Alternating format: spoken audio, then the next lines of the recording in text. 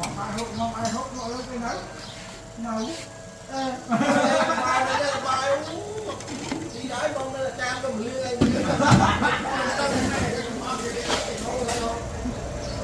ở đây gì đó nè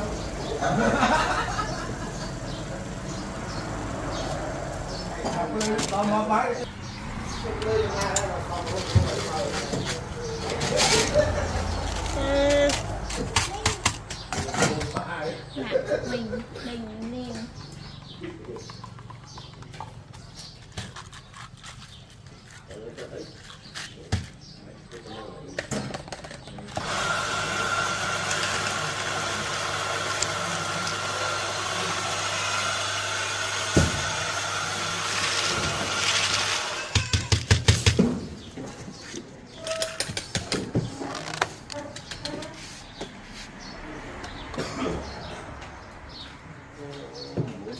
mình đám chụp rồi chụp các cái thêm